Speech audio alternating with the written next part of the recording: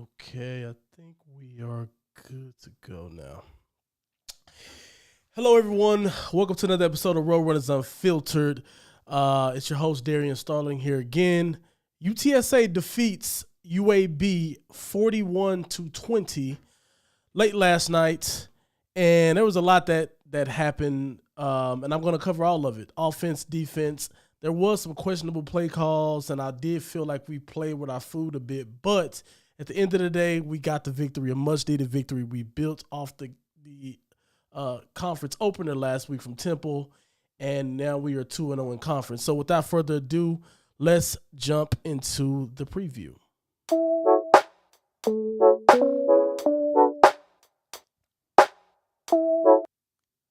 I should have said recap. Anyway, the first thing I'll go over is just my overall thoughts on the game. I will say that this is as close to a complete game that we have played this season. That's something for you guys who've been following the pod this season. I have been talking about, when are we going to put together a complete game where the offense plays well and the defense plays well? And we were shaky defensively in the beginning of the game. I think we were fortunate not to give up more points, but at the end of the day, when you think about what we did in that second half defensively, start to take away the ball a bit, only allowed one touchdown, and we were just really stymieing their offense at every turn. That's what we need. Our defense, as we've been on this run over the last couple of seasons and winning these conference titles, our defense hasn't been perfect, but they have been a defense that bends, but they never really broke, and they were able to create a lot of takeaways, which gives a lot of extra opportunities to our offense. And I think we've seen some of that last night, and we definitely needed those opportunities because offensively, they really couldn't stop us, but we may have had a few bonehead play calls here or there that, shut down drives and put us in positions to where, we weren't scoring the ball. I personally think we should have hung, 55 points on that team, to be completely honest. They couldn't stop anything. So, but at the end of the day, we did drop 41 points, which is still commendable, which is still good. I think one of the big things that we have been missing and we have gotten, and we've returned to this, is consistent quarterback play. Frank looks healthy. You can tell he's kind of monitoring the turf toe issue and being a lot more smart about running the football, and you can see that also in the play calling. There's obviously an effort to protect him and not put him in a position where he's getting injured, right? There's not really at all many, design quarterback runs, which was a huge thing in our offense over the last couple of seasons, especially down in the red zone. We use Frank's legs as a huge weapon to get the extra blocker, right? So we're not doing that type of stuff anymore, which is good because it's allowing Frank to kind of get a rhythm, and it's allowing him to get healthy as well. So I think some of that was good. One of the other things I want to point out too is we finally have guys that are stepping up and are that are newbies, basically, right? So Robert Henry, hindsight is 2020, but Kavorian Barnes having those fumbles early in the season, which opened a door for some of these other backs to get some shine, maybe is a blessing in disguise, because if that did not happen, who knows if we would have got to see Robert Henry play as much as we have. And he is making the most of those opportunities. Dude had 9 carries for 99 yards yesterday. 9.9 yards a touch. And he's fast. He's explosive. He is a huge compliment to what UTSA wants to do from a running standpoint. And at first sight, when they were introducing him into the rotation, him and Kavorian Barnes didn't look like that different of running backs in terms of style and what they're trying to do. But now that we're seeing Robert Henry be able to be out there and express himself a little bit more, you're starting to see that they're very, very different backs. And I think that's going to be hell to deal with because Kavorian Barnes is kind of your bulldozer that's coming in. He's going to punish you at the end of runs, and he's just a big physical guy. And Robert Henry isn't as big, but he has crazy explosiveness. And like we've seen on that touchdown run, whenever he gets a lane, it is a wrap. But Kavorian Barnes also 19 carries at 76 yards. You still like to see him, and I said 9.9 yards to carry for Robert Henry. That's actually 11 yards to carry, but my math is off a little bit. But Kavorian Barnes, 19 carries for 76 yards. Still like to see a little bit better. That's right at 4 yards carry. And I know some of the short yardage plays that they were, especially in the red zone, he got 2 touchdowns off of those, but I know those hurt the average a bit. But we hadn't seen him get loose like we did last year a lot. So wondering about that. But I'm liking what they're doing with the running game. And Frank with 7 rush attempts, I'm not even mad at the way he ran the ball because even whenever he's scrambling out the pocket, he's making a beeline for the sideline. Except that one where he got smoked by that safety. Another thing I want to point out too that I was really impressed about was the receiving core. I think they're starting to find their own. Joshua Cephas, which comes to no surprise, had himself a game, 2 touchdowns. He was just eating them up with those inside releasing routes every time in the red zone. Got him 2 touchdowns on those 2 slants. Devin McEwen, I have to point him out again. He to me, and they really tried to get him going early. He to me seems like the guy that they are trying to trust to be that next big time playmaker for UTSA. Once he starts making more plays downfield and getting a taste of the end zone, I think we got a real big time potential player in Devin McEwen. I'm loving the stuff he's doing. Tyke Ogunkelog had 3 catches on 38 yards. He had some solid contributions as well. I would always love to see Oscar get more than what he gets, 1 catch for 13 yards. If you look at that route on that 13-yard play, it was really nice. I believe it was a 3rd down that he caught over the middle. It was a pretty sick play. I'll go on to what I was happy about defensively. The hurdle from Henry was crazy. Yeah, bro, that was sick. Did that make SportsCenter? It had to make SportsCenter, right? Because he straight cleared old dude. He straight cleared him. Before I jump into that, I'll get into some of the comments. So Aiden Swore says, what was that play call on the 2-yard line? Yeah, I wanted to wait to get to this, but I'll go ahead and get to it now. That was the stupidest shit I've seen.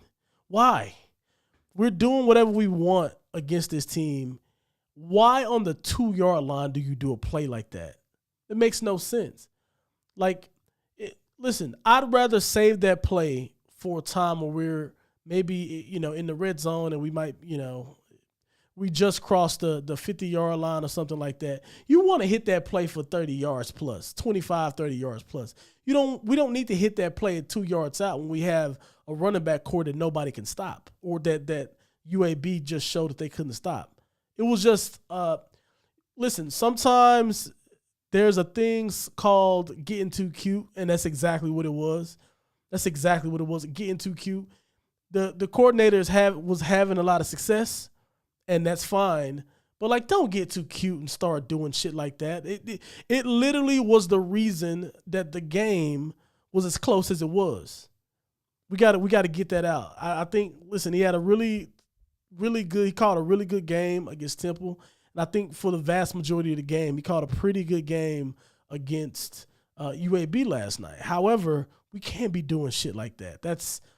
Listen, we play better teams, and that can cause us serious problems. That game was a 1-possession game off the back of that alone. Can't happen. Next one from my brother Aeneas.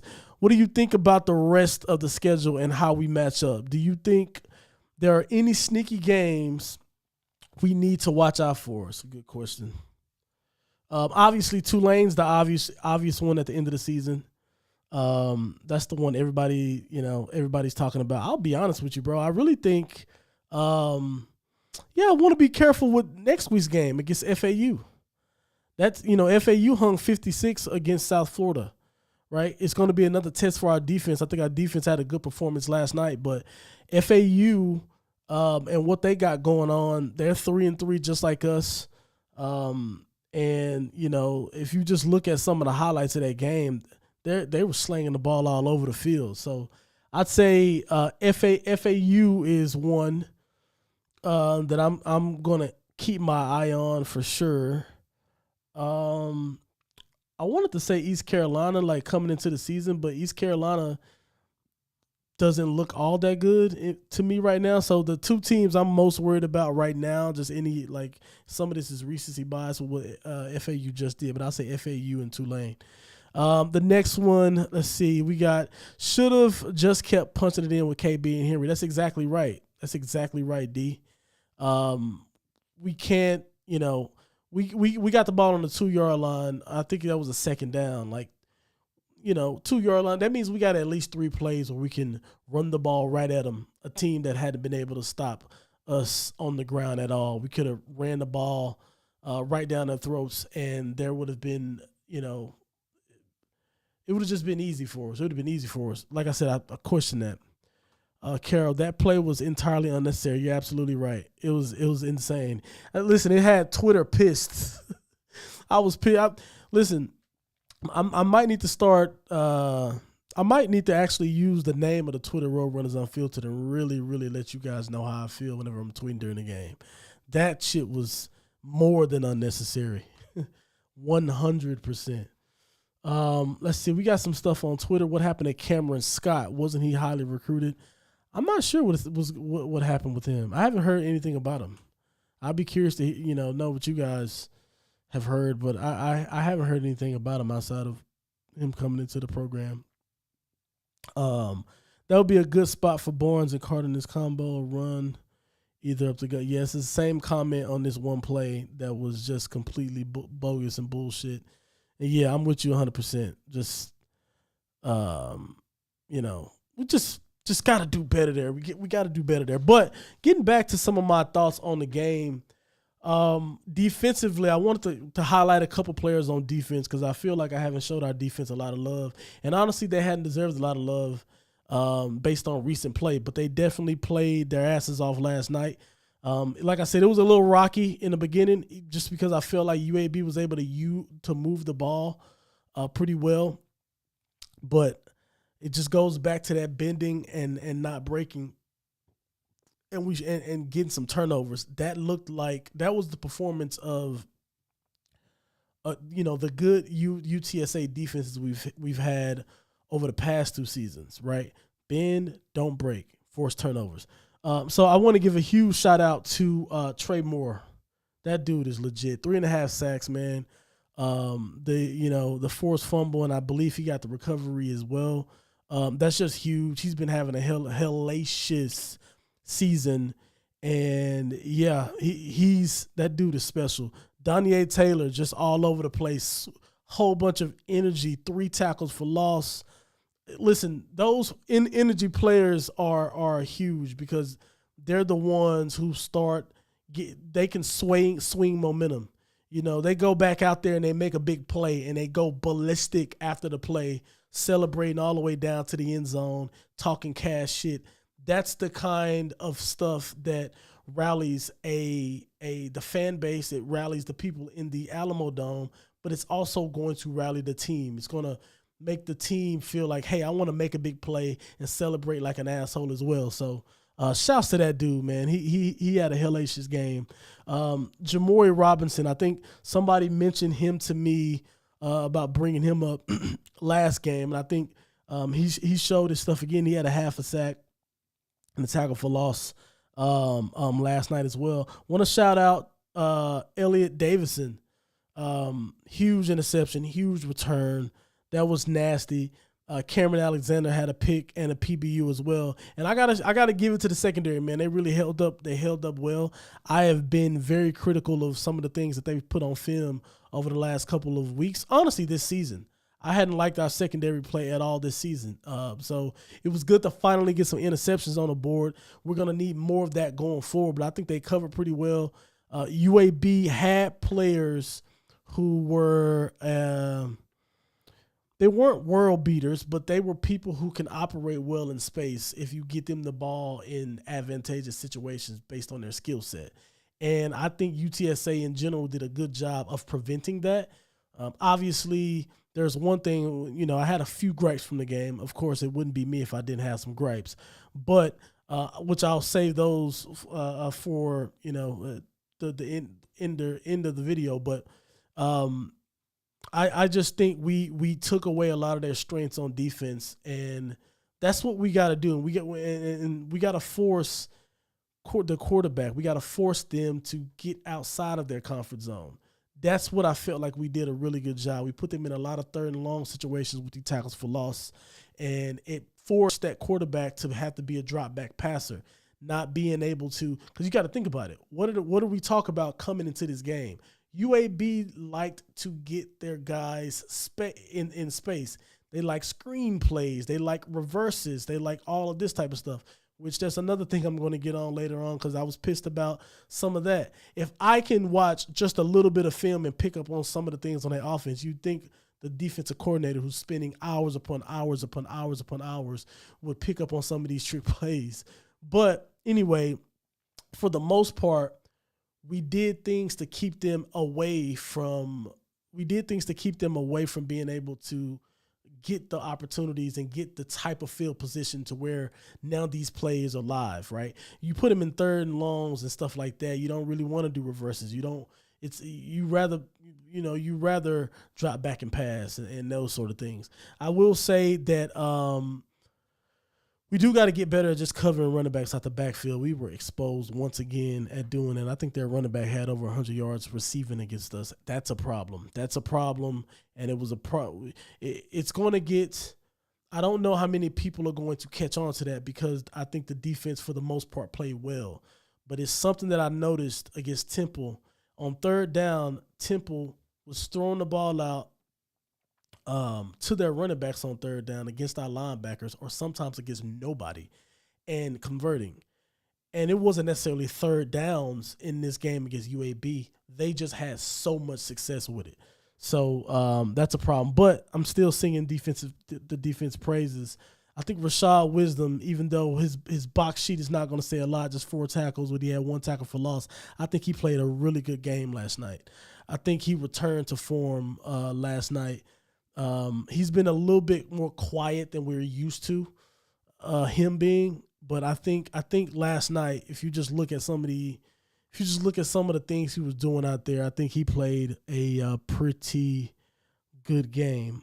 Nick Booker Brown had him a pass breakup too. So yeah, I think defensively we did really good. Like I said, if I had a defensive player, yeah, I'll do player of the game on both sides of the ball. I'm going to go Cole, man. I'm going to go Trey Moore and Darrien Taylor. The energy, honestly, you probably got to go Trey Moore, if I'm being honest. 3.5 sacks, bro. Forced fumble and a fumble recovery. You got it. Shouts to him. Going up to offense, my offensive player of the game, I'm going to go Joshua Cephas. 7 catches, 55 yards is not great, but he did have 2 pivotal touchdowns, and he, I believe, has the record for most receptions in the history of UTSA. So shouts out to him for that. Now I want to talk about a few things that I've seen in the game that I did not like, and I'd love to hear from you guys on this. So drop some comments in the chat here and let me know what you think. One of the key things that I think stood out for me that I didn't like, and I'll just go back on it because I talked about it, is defensively we have to defend the running backs out of the backfield. And now that I'm on this side of it, I'm going to check and see how many. Let's see, their running back, Jermaine Brown. Listen to this, folks. 6 catches, 116 yards for their running back. Not great. And some of that stuff, he had a 55-yarder. I think that was on a screen. But we gotta be agile enough to get outside and make tackles in the open field. We missed quite a few open field tackles. And listen, I know how it is. I've played football all my life. I know how difficult those open field tackles are, especially with a guy as shifty as that. That dude was elusive. That Jermaine Brown dude was elusive. Let's be honest about that. And I'm not saying that you got to put a complete muzzle over him, but 116 yards, it's a little too much. And he ran the ball well too. 12 carries, 62 yards and a touchdown. We gotta do better. We got to do better there because some of the teams that we play are going to be they're going to see that stuff on film and they're going to go and attack it. They're going to go and attack it. They're going to also know, like, we caught a break on that one. I don't know if you guys seen, but so there was 2 breaks we caught. There was one where it was a 3rd down and they did a rollout. The quarterback, and I think there was a play on the crackback block, and they investigated Jermaine Brown of UAB of targeting, and they were trying to see if he was going to get out. If you look at that play and go back and look at the replay, the quarterback missed a read. He was the running back. He went on a halfback flare on the outside. He was willing up the sideline, and the person who was covering him, I can't remember if it was a safety or a linebacker, cut him loose. The quarterback just missed it. He threw the ball to the tight end or whoever, or the receiver that was there. But Jermaine Brown was wide open. He was wide open. Go back and look at that play, and you will see what I'm talking about. That's another time where we turned the running back out of the backfield loose. We didn't get punished for it that time, right? There was another one where I believe it was a 3rd down, and on that 3rd down, they threw the ball to him. And I think there was like a holding call anyway. But he's flaring out, and our safety or whoever it was, whoever was responsible for him, the player who was responsible for him, they were running toward the line of scrimmage as he was running basically by them. The quarterback threw an errant pass. If he throws an accurate pass, that's a walk-in touchdown. So that's a glare. I mean, and we didn't get punished for these plays, but when you combine those 2 like what if scenarios, and I'm sure there's 1,000 what ifs. So I hope some people will take the perspective of you can what if me to death. That's fine, but it's just something that there's going to be teams that we play coming up here are going to see that on film and say, "Oh, we have an opportunity here." For whatever reason, they're not being instructed well enough to cover these particular things because we've gotten hit on them 2 weeks in a row badly. And sometimes we took advantage, sometimes teams took advantage of us on those. Sometimes they didn't, but we got to clean that up 100%. My man D says tackling needs to be cleaned up. Absolutely. 1,000%. Got to be able to tackle, especially against FAU. I don't know if you guys took a peek at some of the stuff they did, but their offense is not bad. I'll save some of my thoughts on them for the preview show later, in the week, but their offense is not bad. We're going to have to play a sharp game against them. One of the other things that I noticed is, although I think, how can I say this? Because this is me nitpicking here, but although I think Frank played a really good game, but we lack a deep threat, and that's something that is going to haunt us at some point. What was the longest completed pass last night for Frank Harris without looking at your box score? What was it? 17 yards. 17 yards. We're not driving the ball downfield the way we used to. And it's one of those things, right? When you think about our passing game and what our offense have been built upon over the last couple of years, is the reason that the offense has worked so well is because we literally had big time threats everywhere, all over the field, right? And I'm not saying we don't have those same threats, but think about it. When we had Zachary Franklin, he was a deep threat. He could do everything, but he was a huge deep threat. You had J.T. Clark. He's a huge downfield deep threat. Joshua Cephas made his money in short yardage and medium field passes or whatever and stuff like that. But we had those two deep threats on the outside that safeties and corners had to respect, which opened up everything else. It opened up the run game. It opened up Frank's run game. It opened up our screen game. It opened up everything. We don't have a deep threat. We gotta figure that out.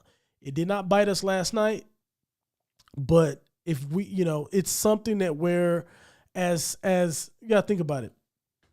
So even if you don't play awesome, great teams going forward, what happens throughout the course of a season is every single game, there's new film that comes out, obviously. Every single game we play, there's more film that teams are going to study.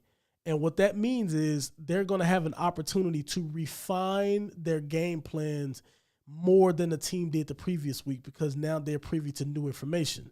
That's what's going to happen. And at some point, and I don't know exactly what their adjustment is going to be, but if we don't start threatening teams deep, they're going to start playing us for short stuff. They're going to start sending more. They're going to start sending more pressure because they're not going to be afraid of us hitting them over the head if they do send pressure, right? So you gotta. Everything is all great and hunky dory when we win games, but let's not let this mask some of the glaring things that we need to correct. And I'm not saying the offense played bad or anything like that. I think they've been really good for outside of a few bad play calls. And that's not the players themselves. The players themselves has been great over the last 2 weeks. Make no mistake about it. Frank has been great. He was great last night. He was great against Temple. But there's something that I guarantee you with this 41-point performance, as we said before, they probably should have scored 50 plus. And there's reasons why they didn't score 50 plus. And I think the next upgrade for our offense that's going to put us in a position to be a lot more successful is finding a deep threat. That is something that can go unnoticed. And it may never bite us, but I'd rather have one than not have one. That's one of the things that, we're going to have to get figured out eventually. Here's another thing I want to talk about, and this is kind of not like a gripe, but when you look at the running backs last night, and I'm curious to hear y'all's opinion on this. So last night, Kavorian Barnes 19 carries to Robert Henry's 9. Now, with those 9 carries, Robert Henry had more. He had more yardage. He had 99 yards, but he did break one for 42. To be completely fair, so you know what I'll do, just to make sure I'm being completely objective here, and I'm not distorting the view. You can't really do this because people, if they broke for that many yards, they did. But I'm gonna subtract that 42 from that 99 where we have 57, and I'm gonna divide that by the rest of the carries. He was still at 7.1 yards a carry, guys.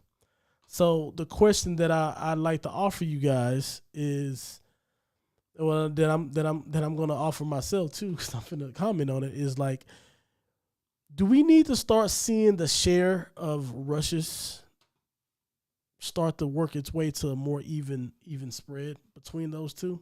And this is nothing against Kavorian Barnes or anything like that, but Robert Henry's legit. He's legit. I'd like to see him carry the ball more than 9 times. I'll be honest with you.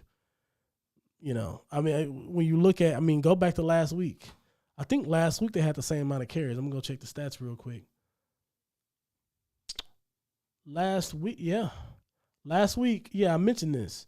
They both had 11 carries. Robert Henry had 80 yards. Robert Henry finished with 11 carries, 78 yards. Kavorian Barnes, 11 carries, 52 yards. Now, he did have a 43-yard rush, so I'll do the same exercise. So we'll go 78 minus your 43. That gives you 35 yards. Okay. Yeah. So if you take that away, he was at 3.5 yards a carry. Kavorian Barnes was at 4.7 yards. The point I'm trying to make is I think that the carries should start to be a little bit more even going forward. Yeah, I think so. That's what I would do if I'm being completely honest. I think those carries need to. That dude is talented. Robert Henry is talented, man. He needs more burn in my opinion. D says, did I see JT on the sidelines with no pads? Yeah, probably. I seen him suit up before the game like he always does. I seen pictures of him circulating the Twitter. I think he's just going to take the medical red shirt at this point. Why come back? You can make the case that it's probably best for him to come back because he's going to probably be this year under more stability from the quarterback position. Not to say that Owen McCown or Eddie Lee Marburger or whoever will be our guy next year. Not to say that they're not going to be stable. I'm just saying, we got a legend in Frank Harris who is at the helm right now. If he's healthy, I'd probably put my faith in that if I had one final season. So we'll see. Like I said, listen, I'm getting more optimistic on the season going forward. I'll be honest with you. I'm thinking that UTSA right now, I think the conference title thing is a real possibility if our defense can continue to play that way. If they return to that type of form where they're swarming around the ball. There's one thing I wanted to clip out, and I even might put a video up if I got to see if I can get access to it. But there was one thing I wanted to clip out last night that I forgot to save, but there was a couple of plays where if you've seen all the blue shirts that were running to the ball, it was just amazing to see. That's how you know defense is out there having fun. Everybody's getting to the ball. Everybody's coming from crazy angles to get to the ball, even from the opposite side of the field. That is, that's a good sign. That's a really, really good sign. And defenses are like that, man. Defenses can turn on a dime like that. Like one good performance and then you have a good defense. That happens. And takeaways and turnovers and creating turnovers and those type of things, those are contagious. Trust me when I tell you that. Those are contagious. It's something that that's in every football locker room. If one guy gets one, everybody's now hungry. Now everybody is now taking some of those chances. Now everybody is playing more aggressive. And yeah, it may bite you once or twice, but when it doesn't bite you and you bite them, it is more of a game changer than anything. So those things are important. Let's see. Ania says nothing wrong with the carries getting split. Two dogs like that keeps the backs fresh and allows them to do what they can do best. The more players we have that can contribute, the better. Absolutely, 100%, 100%, 100%. Yeah, and to be honest, I think that's better. I think it will be better for. I think it'll be better for Kavorian Barnes. To be honest, I really do. I think Robert Henry taking more of the share helps them both.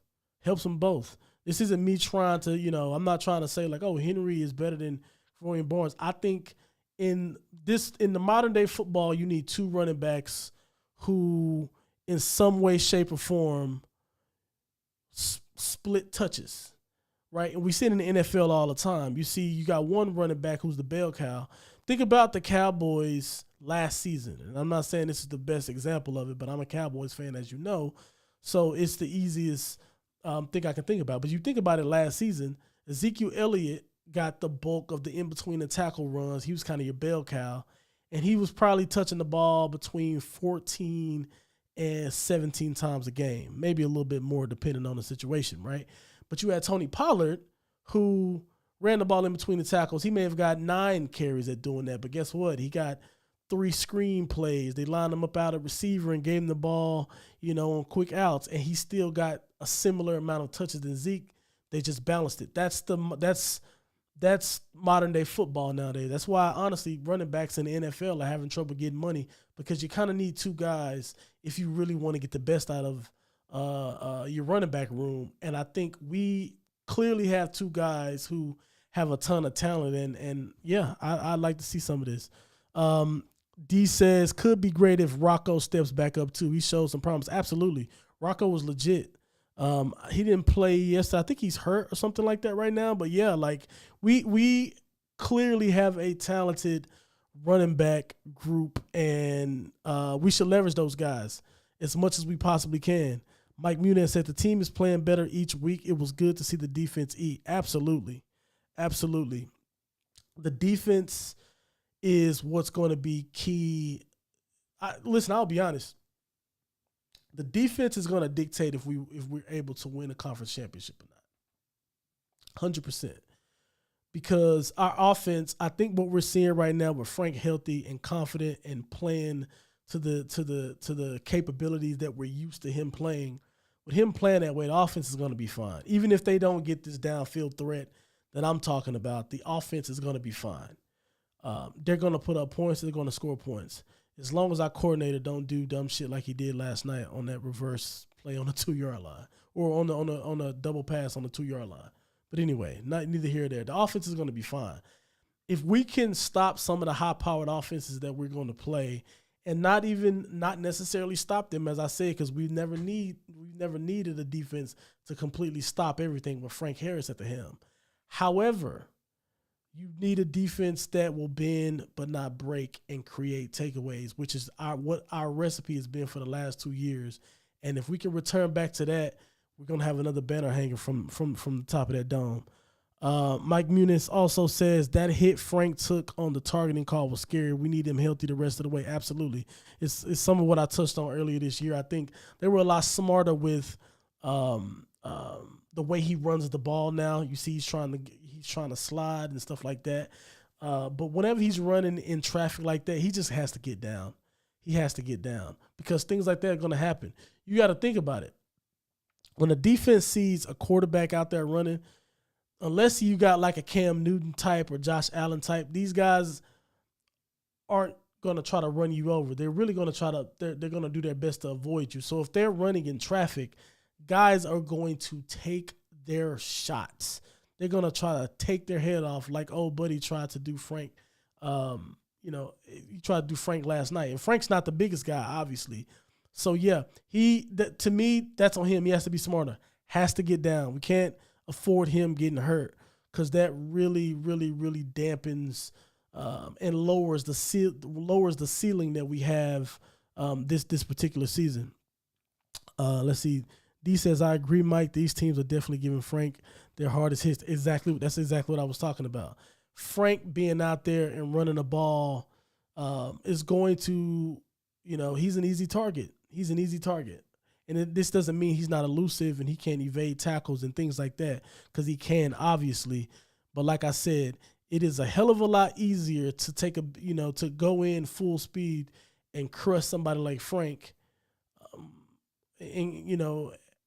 It's easier to do that than to try to do that to Kavorian Barnes, because you're probably going to be the one taking the punishment there.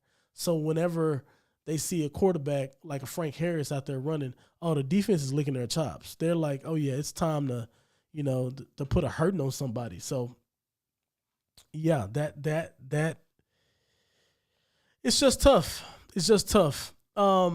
Just a couple more things before we wrap this up.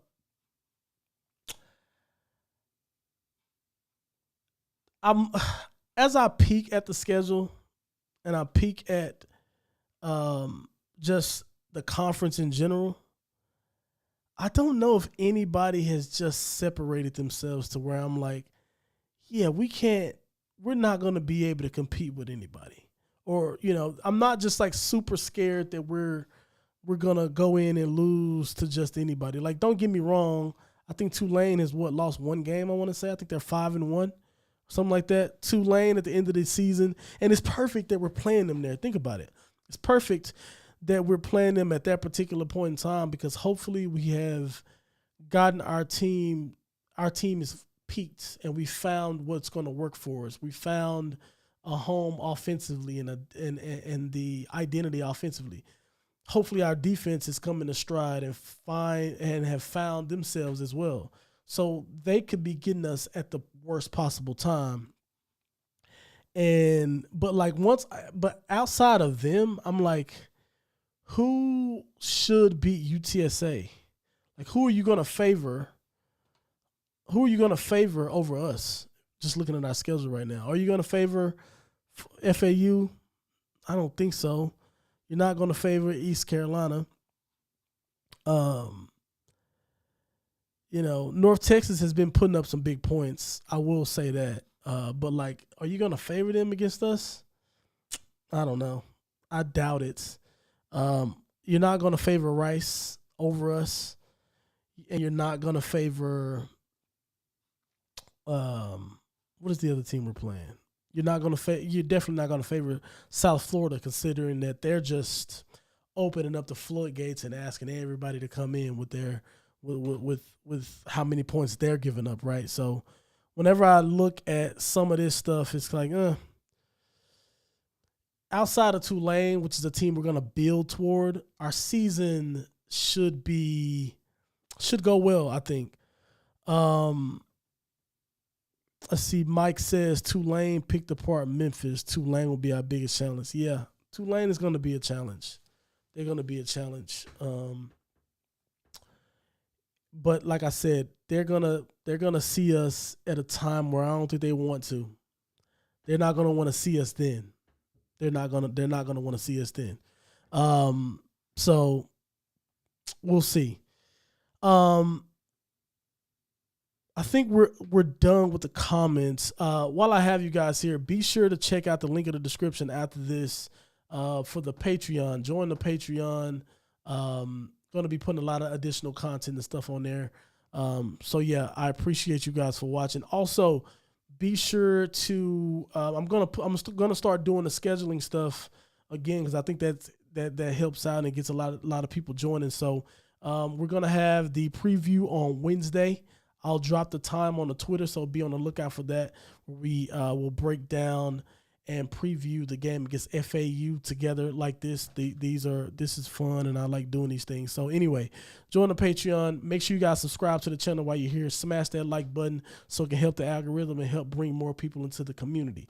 So with that being said, enjoy the rest of your Sundays, and let's watch some NFL football. I see you. Birds up.